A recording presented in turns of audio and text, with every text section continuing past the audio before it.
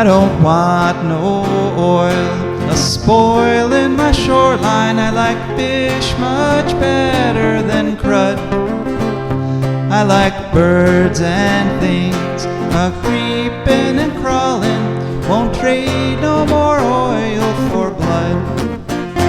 The sun done give us all we need to make this country run. But that black demon oil's got us fussing and fighting, and I do believe it's time we was done. I don't want them nukes run by them kooks who think radioactivity is fun. No more three-headed frogs or kids with leukemia. Nuclear power ain't fit for a dog. The sun done give us all we need to make this country run. But that nuclear power's got us fussing and fighting, and I do believe it's time we was done. No nukes! Good morning, Toledo, and good afternoon, Columbus. Good evening, Bowling Green, and hello to everyone on the internet, wherever and whenever you are. My name is Joe DeMare, and I'm here with my unusually calm co-host, Rebecca Wood. Yes, together Rebecca and I are going to craft an incredible hour of radio called For a Green Future. For a Green Future is a show where we talk about ecology and the environment. And we talk about them in the ways that they affect you, your wealth, your health, your happiness, the wealth and health and happiness of your friends and your families, and the sparrows and the robins and the geese and the... I know somebody who saw a robin this week. A robin? Okay. Yeah, yep. A robin. So, yeah, spring. Here we are in February. Spring is just about here. And because, like it or not, all of us, birds and people and critters, are wrapped up together on this wonderful planet called Earth. And this show we have for you today is going to be kind of fun, little bit unusual this week. After we chat for another 10 minutes or so, then we're going to hear from Lynda Williams, who is a physicist who's over there in Hawaii. And she's going to talk about, this is a story we reported on last week, where Hawaii showed some rare sanity these days for a governmental body and realized that nuclear powers and lava don't mix, and so they're not going to have nuclear plants in Hawaii. Well, she was on the working group that did that report, so let's talk to her about that. Then we'll hear from our advertisers and patrons, and then Rebecca, your turn at the mic. What will you say about that? I will be talking about the Rapahannock River. Rapahannock. Mm-hmm. Oh, nice. Okay, after that, that was your cue to say God bless you. I'll remember that when we get to that part of the show. Okay, and then after that, it's ecological news from around the world, and we're starting off the ecological news. Just be forewarned, in case you want to put some chamomile tea or something on. The first story is an HB6 update. Oh, no. I know. You can't escape it. It's bizarre. Yeah. Okay. So, anyway. It's the zombie bill. Yes. So, something else we can't escape, of course, is the weather. And so winter, it looks like winter's pretty much over. The groundhogs appear to have misdiagnosed the situation. Today it's going to be about 14 degrees above average, and then here in Northwest Ohio for the next week or so, it's going to be 50s and 60s all day, every day. We may actually hit 70 somewhere in there. Guacamole. Yeah, I just want to remind people this is February. And so 2 weeks of cold does not a winter make. And so this is part of global warming. And of course, the one aspect of global warming that I've often said, the one thing, if I hope nobody else takes anything from this show, the one thing I hope everybody takes is the understanding of positive feedback loop. Yes, exactly. Positive feedback Picture loop. bells ringing like it was a casino and I just won the prize. Yeah.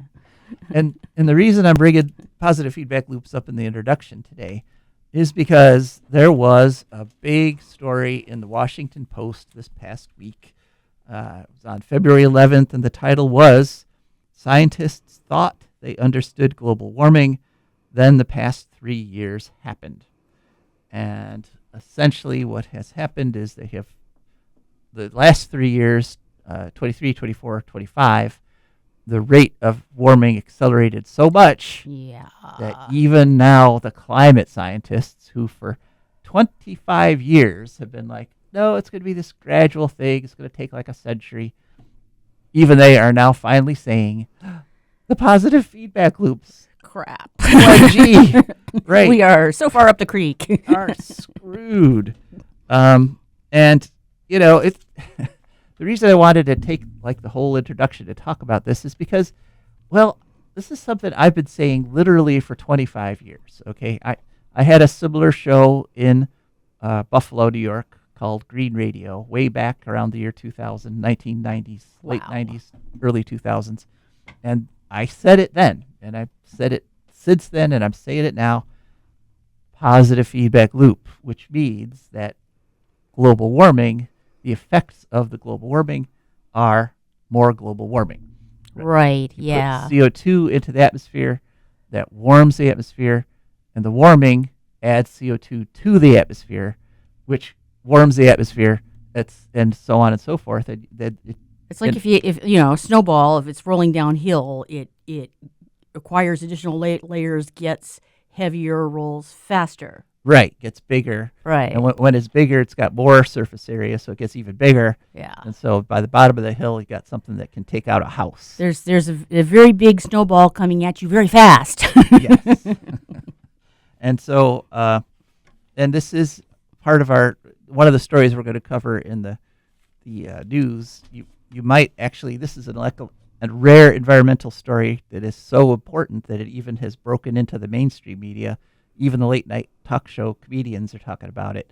And that is the endangerment findings, which is President Trump making the official policy of the federal government towards global warming, fingers in the ears, and saying, nah. Right, In other words, I can't hear you. Yeah. It doesn't exist. And, you know, I knew this, and part of the reason I knew this was because we had a big heat wave back then. You know, this was back during the Clinton administration. There was a huge heat wave in Texas that were actually killing people. And what the response of the federal government under Clinton was to send truckloads of air conditioners down to Texas. And which, you know, it's kind of like, yeah, okay, on the immediate response. But I thought about it, and I thought, at that point, most of Texas's electricity was from coal. And I said, that's going to put a huge surge of CO2 into the atmosphere. Yeah. Just like this past cold snap here, and most of us have gas heat around here in Northwest Ohio, and all of us cranked up our thermostats so the house wouldn't freeze. And so that put a huge blob of carbon dioxide into the air. Yeah, if they're having trouble with their power grid, more air conditioners are not the solution. That's not going to help, you know. Yeah, right, true. And so here we are. Finally, the scientists are admitting it. About 20 years late, you know. I mean, even back then, there was caution. They said, this is what we're predicting. It could be better, but it could actually even be worse. Oh, boy. And now we know, yes, much, much worse. And it's funny how in people's minds we always have, a few decades to fix this, you know. Yeah. Right. No, we got no time. Yeah. We're out of time. In fact, I was talking with somebody who was wondering about what the future would be like for their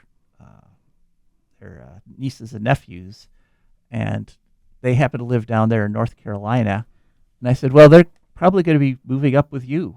Mm-hmm. They're probably going to move up here the next 5 years or so, because you can get periods of time that are so hot and such high humidity that it's unsurvivable, that people can't survive. Mm. And you don't need to do that for an entire year to make a region unsurvivable. You only need a week or so of temperatures that will kill you if you go outside.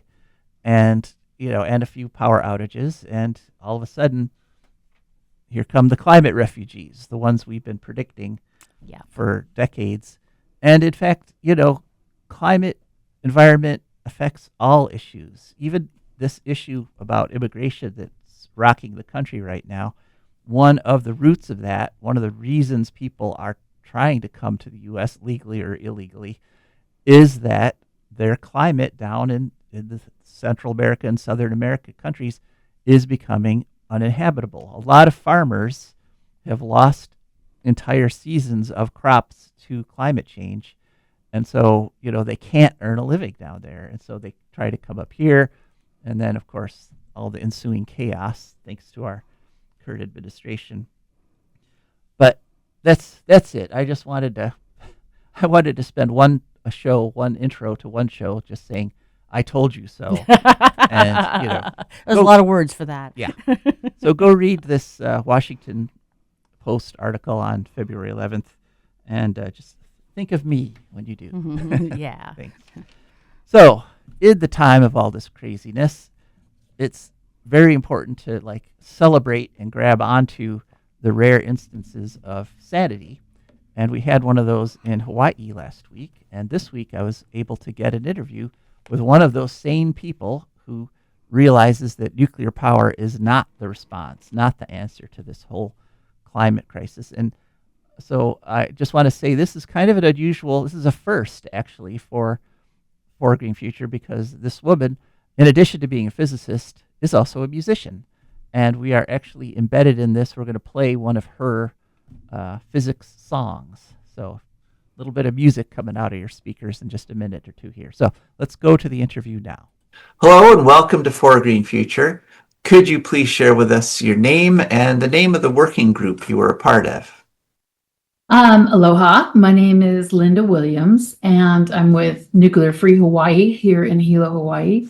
And I was a member of the Hawaii State Energy Office working group on nuclear energy. Great. And now that group recently did a report that recommended against Hawaii pursuing nuclear power. Why isn't nuclear power a good fit for your state? For many reasons. But one thing, just stepping back, this working group was formed by a legislative act from last year, 2025, that wanted to investigate the potential viability of advanced nuclear reactors in Hawaii. So they formed this group of about 24 people. I was invited by 350.org Hawaii.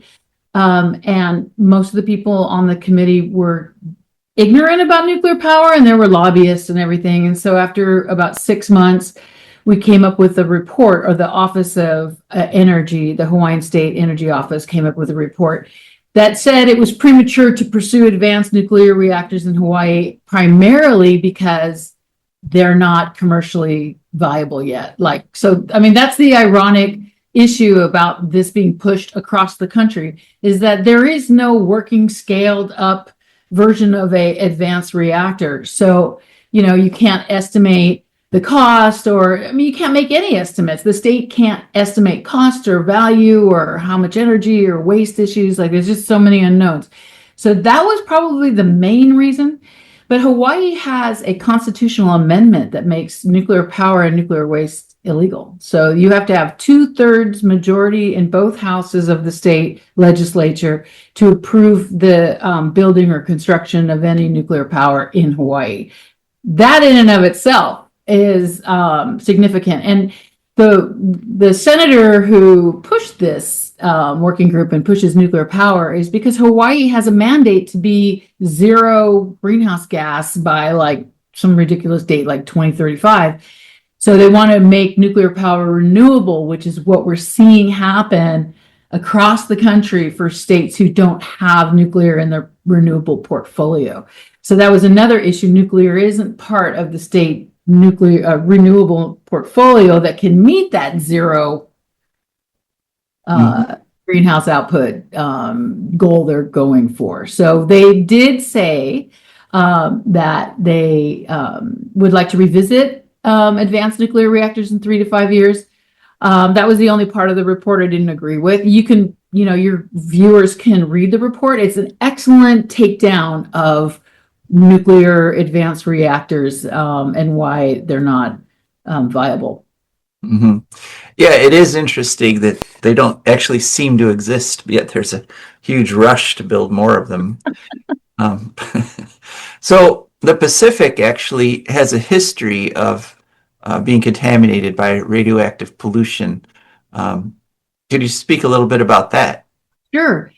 Um, during the Cold War, a lot of islands in the Pacific were used as testing grounds for both the United States and France and England, primarily in the Marshall Islands and also in Tahiti for France. And so these places are forever contaminated. So, especially in the Marshall Islands, Bikini Atoll will be forever contaminated from blowing up these nuclear bombs for many, many years.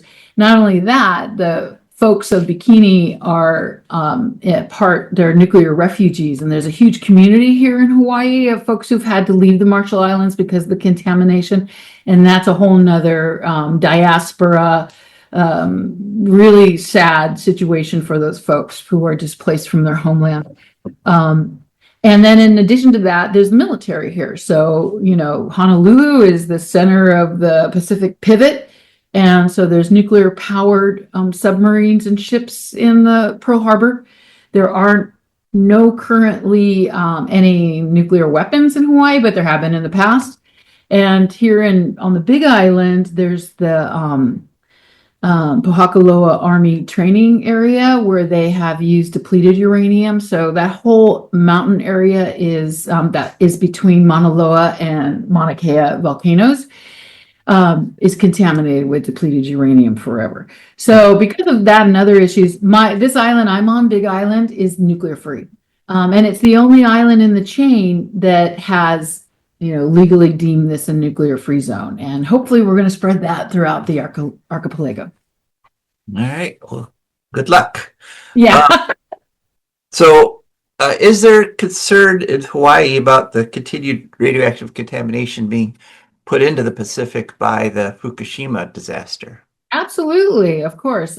There's concern about it. And, this is the old time adage that the solution to pollution is dilution. So you just dump it into the ocean or dump it into the air.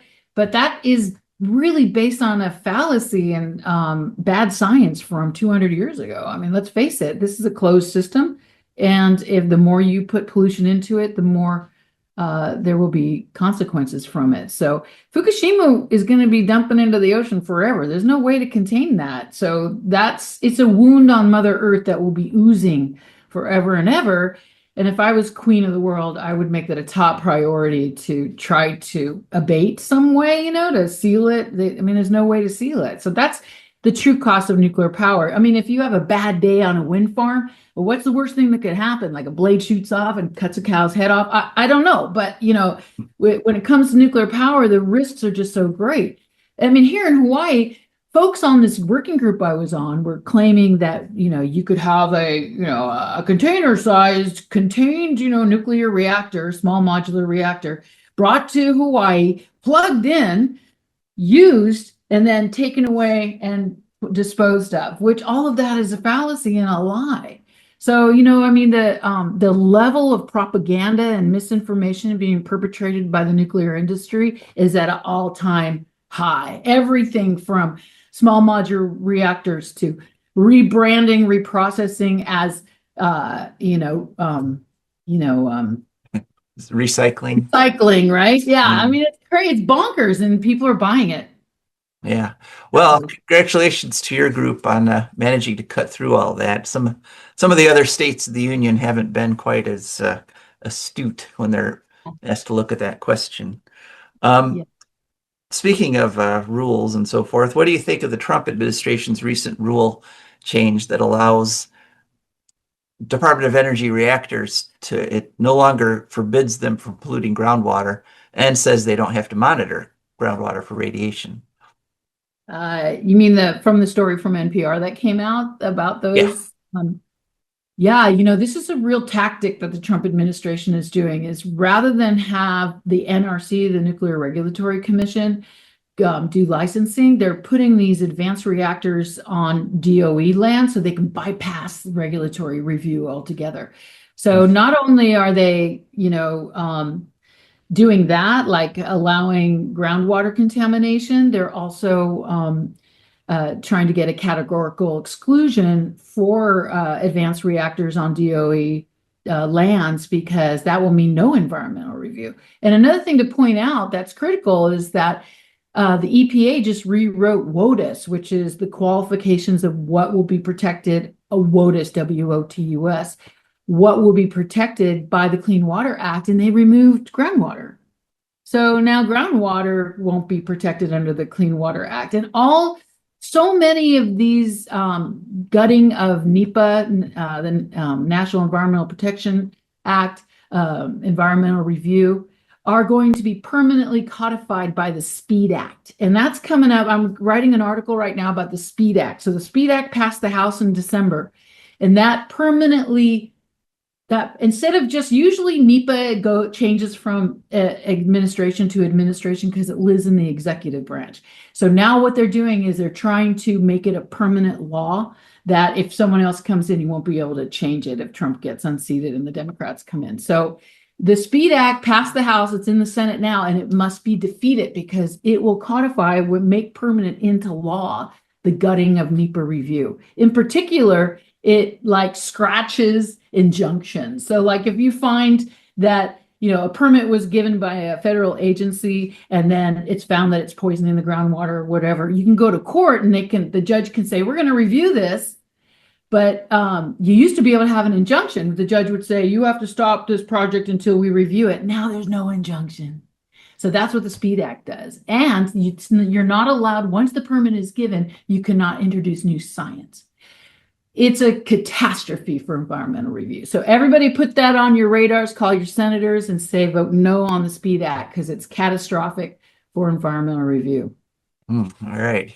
That's kind of bizarre, the idea that you can't put in new science, since science is completely dependent on new information, right? So what drew you personally to physics, may I ask? You are a physicist. I am. Well, it's a long story, but in short, I was a journalist major, and I saw Helen Caldicott speak, and I got radicalized, and I started reading about nuclear power, and I was like, what's this physics stuff? I was already a freshman in college, and who knew? I fell in love with it, and I was really good at it. So I went all the way to get my PhD. I didn't finish my PhD, but and so I studied physics and got my degree in physics to be a better activist. And I did teach for 20 years at a community college. I was tenured. So, but I've always, used my physics education to try to inform people, because I think an educated populace and citizenry will hopefully do the right thing and stop the madness of nuclear poison. Mm-hmm. Yeah, we actually interviewed Helen Caldicott. It was a few years back. It was actually one of my favorite interviews of the whole show so far. I bet. And so I understand that in addition to physics, one of the ways that you're trying to inform people is actually through music, right? You have some songs you've done. Could you tell us a little bit about this song you wrote about depleted uranium?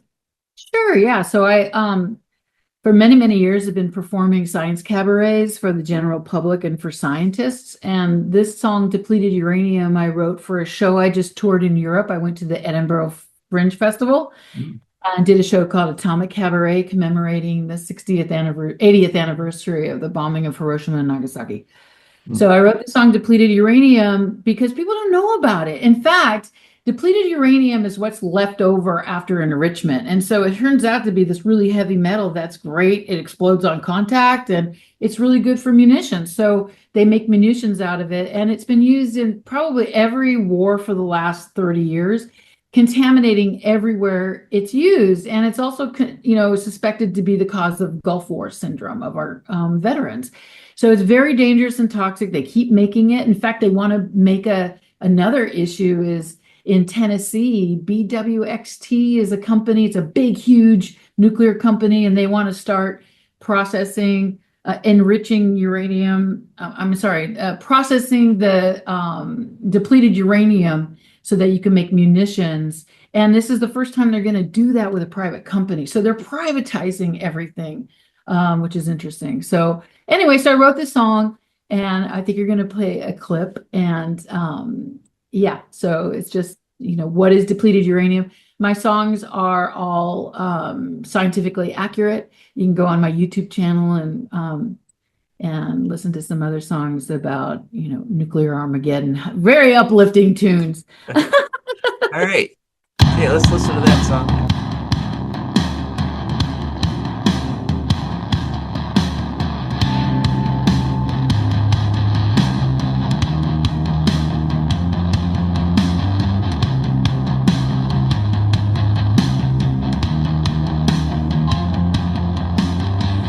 Depleted uranium isn't depleted.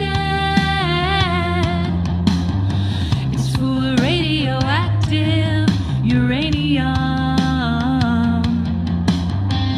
They call it depleted so you won't notice, and to keep the profits up and protests down.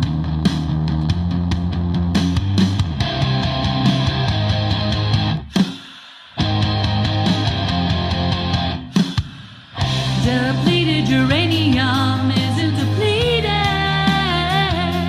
It gets more radioactive with time. Depleted uranium isn't depleted. They call it depleted because they lie.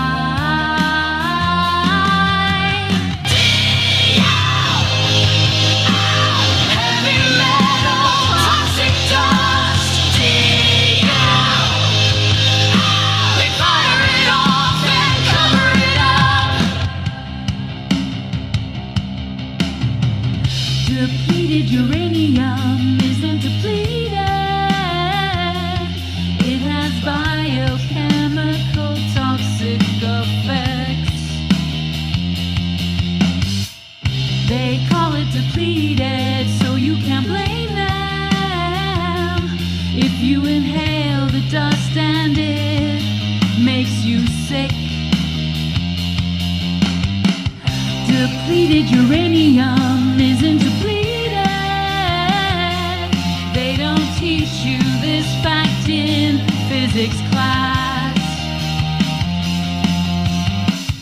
They call it depleted so you won't ask why. We poison people and the world with toxic lies.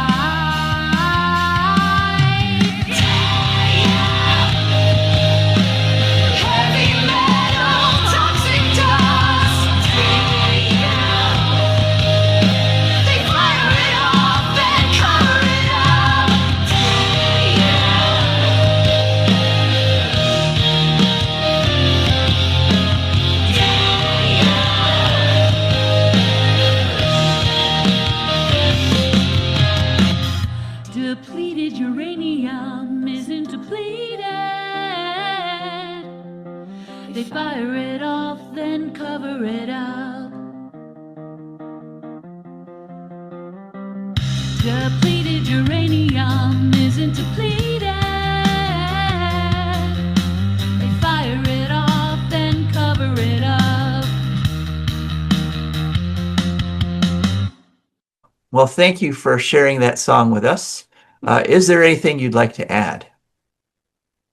Well, I would just like to add, I'd like to thank you for inviting me here. And I would just like to, let folks know that they can learn more about, the issues that are happening right now on nuclearfreehawaii.org if you're interested. And call your senators about the SPEED Act. Call your senators and your representatives and tell them to stop the gutting of environmental review, because it's not only for nuclear power, but it's also for every other thing threatening our environment right now. So our voices matter, And if we stand up together, we can shut this stuff down. That's threatening our future. So thank you. All right. Thank you. Okay, great. And that was our interview with Lynda Williams. What did you think? How did you like that song? That's pretty. What did you think of that song there, Rebecca? I thought she was doing all right. Yeah.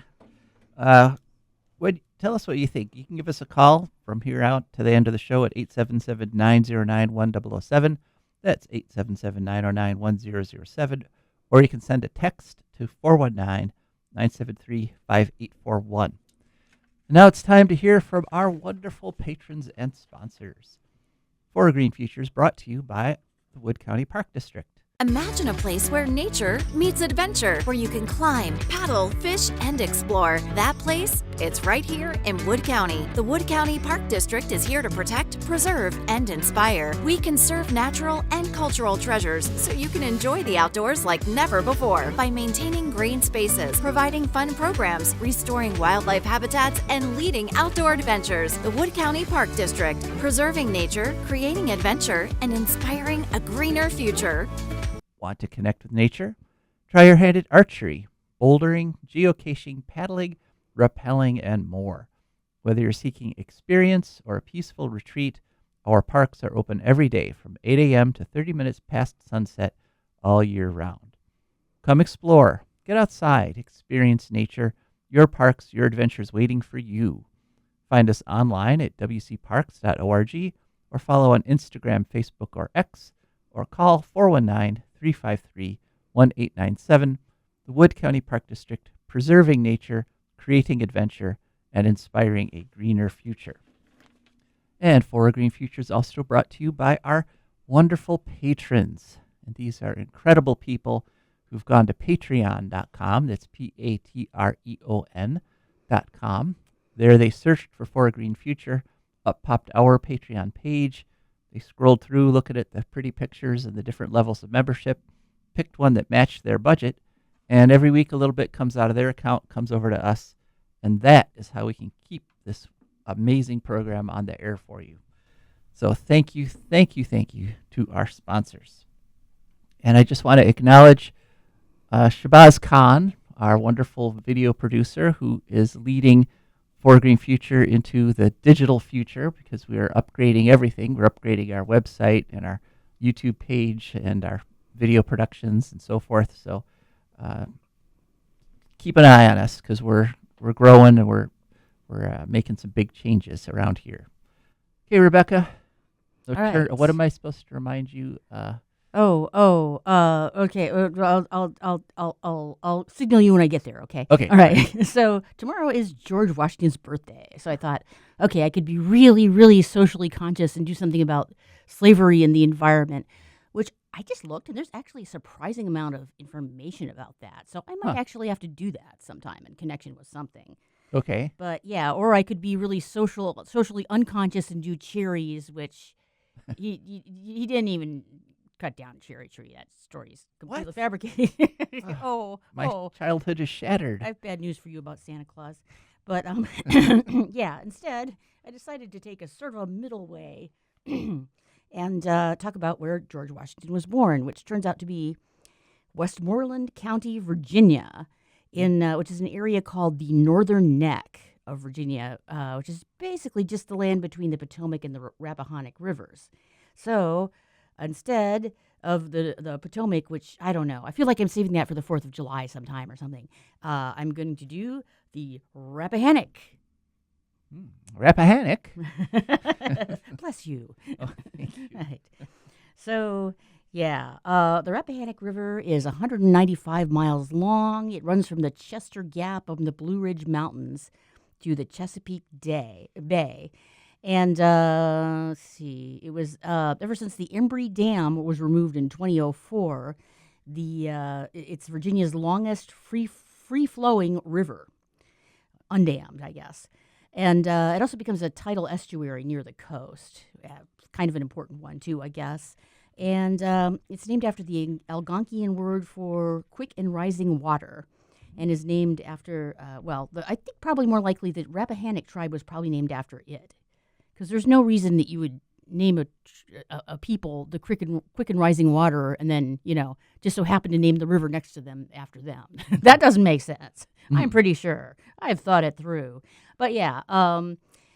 They were named. It was used by early settlements of Europeans for mills and also for navigation canals, and it's the reason why there were a lot of early settlements to begin with, because people like to in early times settle next to a river where you don't have to carry the water so far or dig your well or whatever, or you can get things going. The environmental benefits of this river are it supports diverse ecosystems on its way from the mountains down to the bay. It passes through several different types of terrain, and it's critical habitat for fish and wildlife, and also maintains water quality by performing natural filtration. Supports protected tidal marshes on its way out to the bay, and aids with carbon sequestration. So some of the threats to the river would be rapid development, commercial and residential, lack of coordinated basin-wide planning. It's affected by climate change. It's experiencing plummeting groundwater levels, excessive withdrawals from data centers and growing populations, nutrient runoff and consequent habitat destruction from sedimentation. So these are all some problems, but I guess it's still hanging in there, doing the best it can. And usually when there's a dam removal, the quality of the river improves. Right, yeah. Oh, that's cool. All right, nice little river. Okay, so now on to ecological news, and it's time for the, I guess, promised or maybe threatened HB 6 update. Two big things. One is this one has not been widely reported, but we reported a few weeks ago that Larry Householder is appealing his conviction on bribery in conjunction with the HB6 because he was bribed by First Energy. They given $60 million or so, 65 or rounded there somewhere, to push through a bailout for Ohio's nuclear plants, which would have increased our bills. Every Ohioan's bill would go up. So First Energy would get $1 billion, and he only got $65 million. So I guess really it's not that greedy, right? Yeah, That's small not even change. 10%. Come on. Well, anyway, he got caught, convicted of bribery, and he's in prison right now. He's appealed to the Supreme Court of the United States. And on January 28th, the Supreme Court had the option of just not hearing the case. Mm-hmm. And what that would have meant was it would have stood and bribery would continue to be illegal. Unfortunately, his quote-unquote legal defense is that bribery should not be illegal, that when a company gives a politician millions of dollars, it should have every right to expect that that politician will then write laws that benefit that company and make them money. I mean, literally, that's his defense. Oh, God. And the fact that what happened on the 28th is the Supreme Court said, "Oh, well, let's hear some more about that. Give us some more information and some more arguments." And so they did not refuse to hear it, which would have been the sane, not corrupted thing to do. Instead, they said the case is still pending, and what can happen now, and what is increasingly happening with this Supreme Court, is they could just issue a shadow docket injunction or shadow docket decision, which means it's anonymous. They don't have to explain their reasoning. They could just say, "Okay, you're right. There is no such thing as bribery. You can get out of jail free." And if that happens, then literally all the country's bribery laws will be negated because you won't be able to prosecute anybody because of this horrible, horrible argument that Larry Householder is making. And so now we have to keep watching this. I had hoped to be able to report to you guys today that the Supreme Court didn't hear the appeal. And yeah, are you all right, Rebecca? No. You look like you might be having a seizure. I think I am. Oh, Yeah. I'm sorry. So, but as I said, this is not being picked up by the media, even though it's probably one of the most important stories of the 21st century so far. So keep an eye on that and stay tuned to us. $1, one vote, ladies and gentlemen. Now the HB6 update, which is being widely reported, is that two of the First Energy executives that were involved in the bribery scam, or allegedly, I have to keep saying allegedly with this story because they haven't been convicted yet, Right. even though First Energy has confessed to it as a corporation. These two individuals, Chuck Jones, who was the CEO, and Michael Dowan, who was the vice president, are now on trial. It's going to take about 6 weeks. And basically, they're trying to blame it all on the dead guy. They're saying Sam Randazzo, who took 4.3, an oddly specific number. They gave him $4,333,333 to What push. did he do for the extra $3? That's what I want to know. Yeah, I don't know. Maybe that was, I don't know, cab fare home or Something. bus fare. Bus fare Right. home, right? Yeah. Yeah, I don't know. But so they're blaming everything on him, even though First Energy gave him money. They're saying they, as the people who signed the checks, aren't actually responsible for what he then did once he got the money. Okay. So I don't know. It's a rather convoluted thing. It's going to take, like I say, about 6 weeks to decide. And one other aspect, the most of the media is not talking about the Larry Householder thing, HB6 thing. They're also all leaving nuclear out of their discussions of this bribery case, when the whole purpose of the bribes was to get $1 billion for Ohio's nuke plants. Right. And so that is where the focus should be, because the nuclear industry, as we know from this show, because we cover it, is one of the most corrupt industries in human history. All right. So next story. And got a little bit of time here. So this is a story in The Guardian on February 9th. And so little upbeat story. U.S. chemical giant to stop producing herbicide called toxic cocktail by critics, which is more difficult to read on the radio than you might think. Yeah, that's a tongue twister now I think about it. Yeah. So this company is making a pesticide called Enlist Duo, and it's a mixture of glyphosate and Agent Orange. 2,4-D. Oh, lovely. Nothing Yes. could go wrong there. Yeah. Right. Oh, Those of boy. us who are around back in the days of Vietnam might remember 2,4-D. It causes all kinds of birth defects and cancers, and it's absolutely horrible. So there's been a lawsuit by the Center for Food and Safety for about the past 10 years saying, this stuff is nasty. And so finally they have decided, the chemical company has decided to stop producing it. Right now, this past year, it was spread on about 4.5 million acres in the U.S.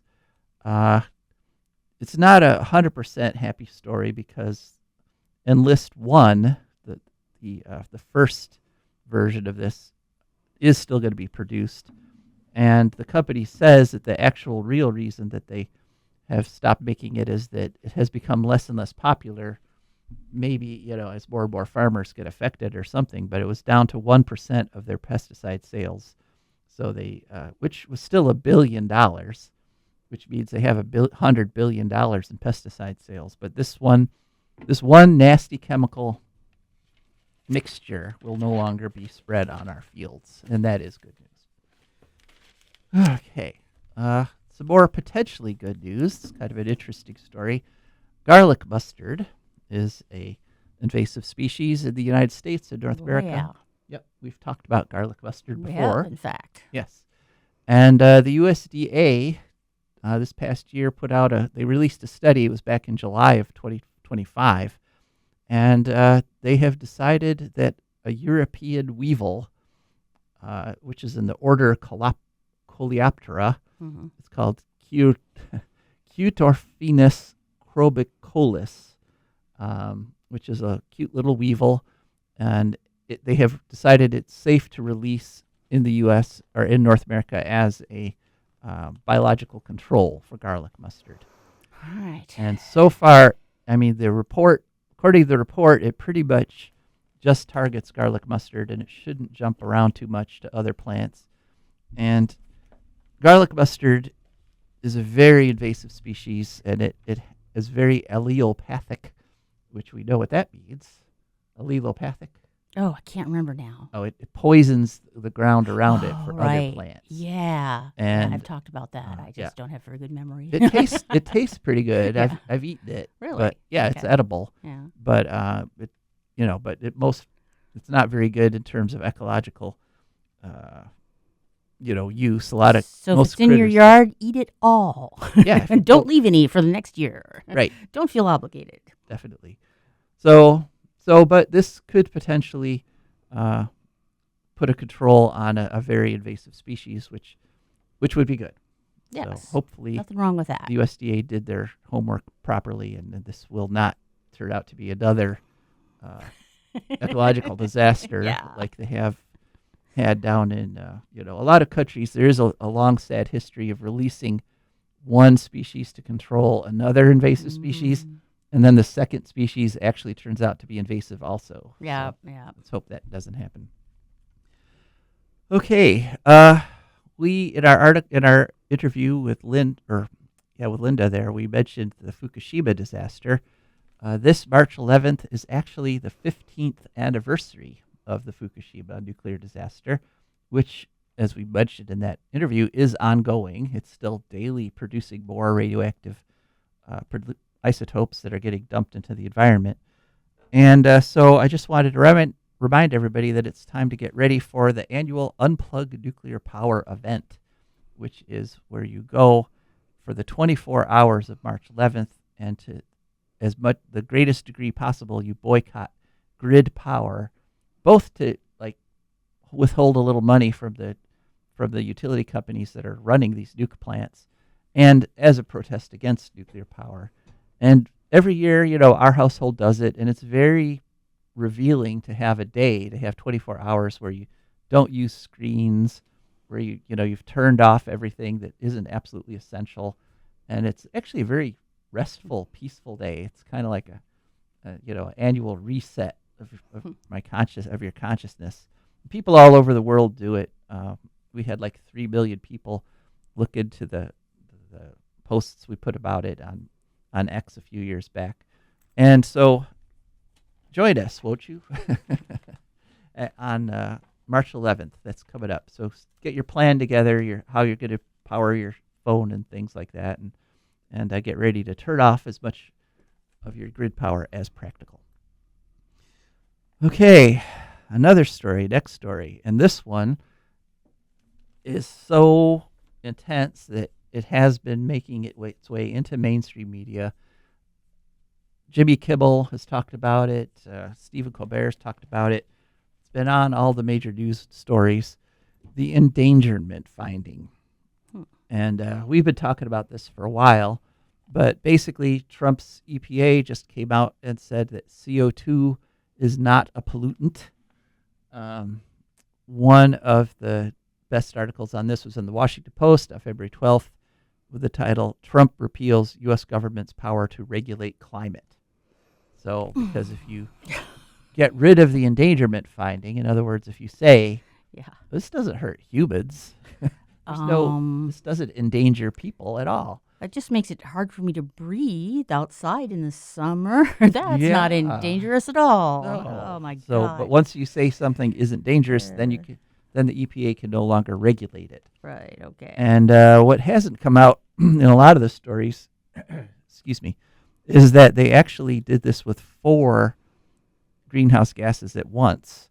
They did it with nitrous oxide, hydrofluorocarbons, perfluorocarbons, and a substance called sulfur hexafluoride, which I actually, I'm embarrassed to say, I like to keep up on environmental stuff, but I actually hadn't heard of sulfur hexafluoride before, SF6.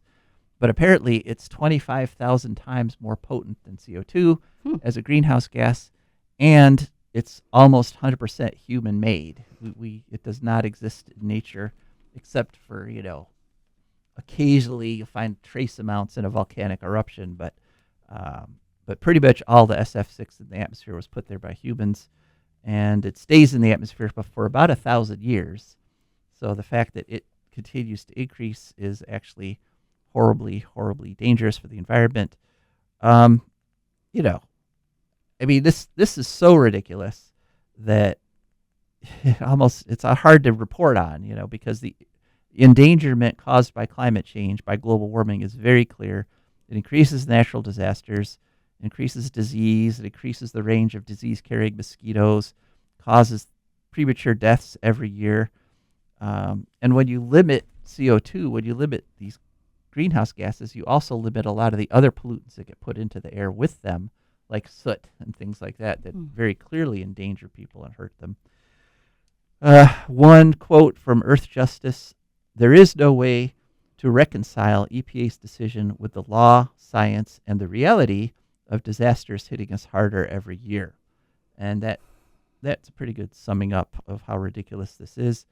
Climate Central already estimates that in 2025 alone, we lost $115 billion to climate damages. And one interesting thing, and this ties back with our initial promise to talk about how these things affect your wealth as well as your health and happiness. Climate change so far has resulted in a 12% loss in income for Americans, because you lose work time as you're sick. You lose, when your house gets damaged by a tornado or by a global warming enhanced storm, you have to pay more to repair it. It has already translated to a 12% loss in income. So this is absolutely ridiculous, declaring that global warming, that greenhouse gases are not endangering humans. And it's just, if you want probably, the best possible example of toadying, someone being a toady, watch Lee Zeldin, the head of EPA's announcement of this change, and just the way he presents this and the way he just simpers over President Trump, who's there to take credit for dooming us all to global warming destruction. Just the way that guy operated. I mean, you couldn't, a bad actor couldn't have laid it on thicker, if you know what I mean. It's just sickening. So, but that's what we've got right now. All right, so last story, and tried to bring it back to a little bit of positive news. Spain in 2025, this is in PV Magazine on February 12th, Spain has hit 50 gigawatt solar milestone. So Yay, Spain. Spain has installed 50 gigawatts of solar. That's in addition to the 33.2 gigawatts of wind they already had, which means that now renewables make up 56% of the capacity in Spain. And Very so, yes. And about a third of that capacity is solar. Interestingly, 9 gigawatts of that 50 gigawatts is behind the meter solar. So in other words, people who've got rooftop solar and that it powers their houses before it goes out on the grid, they've got 9 gigawatts worth of that energy, which takes the strain off the grid for everybody, Right. and lowers prices for everybody. So it's just wonderful, Solar energy is just wonderful, and they're finding that in South Australia, where they are heading towards 100% renewables, and what they had this past year was a 30% drop in electricity prices, because they're up to about 50% of the households and businesses have solar on their roof now. And so that has lowered the price for everybody in South Australia by a third. So think about that when next time you have to pay your electric bill. According to sea shanties, an awful lot of people are bound for South Australia. Just saying. Right, yeah. So wind and solar together are the biggest source of energy now in Spain for electricity. The third place is gas at 17%. Fourth place is hydro at 11.6%. And then sad little nuclear comes in last, providing about 5% of that country's electricity capacity. So that's it. That's all the stories I had listed. We got still about another minute here. If you want to give a quick call, we'd be happy to hear you at 877-909-1007, or you can text 419-973-1037. 5841, and I'll So you know what's happening in my neighborhood now? tell me. The honeysuckle seems to be trying to overtake the tree of heaven seedlings that Uh-huh. are along this fence line because some yahoo has a full size tree of heaven in their yard. Uh-huh. So it's a battle between the invasives, honeysuckle Yeah, versus yeah. I don't know whether tree I of should heaven. pull down the honeysuckle vines or not. Yeah, I mean, Probably. yeah, probably. Okay. I mean, we are coming up on the tree of heaven treating season, and one thing that you could do if you've got a tree of heaven in your yard is simply girdle it. Okay. That's kind of, you go around, and then usually you do need to spray some sort of herbicide in the girdled section. But I have heard that the sap is flowing, that people who have maples, sugar maples, are starting to get their sap in, and hopefully when it gets too warm, like we get 50s and 60s, the sap starts flowing, but it can get contaminated with bacterial things. Believe it or not, maple syrup is actually, in perfect conditions, clear.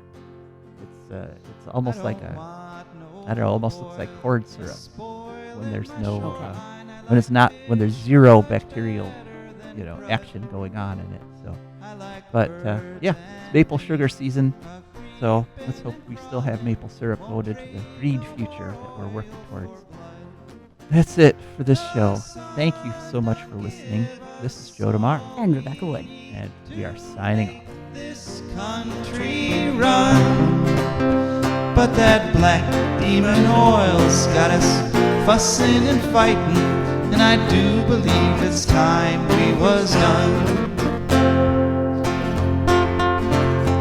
I don't want them nukes run by them kooks who think radioactivity is fun.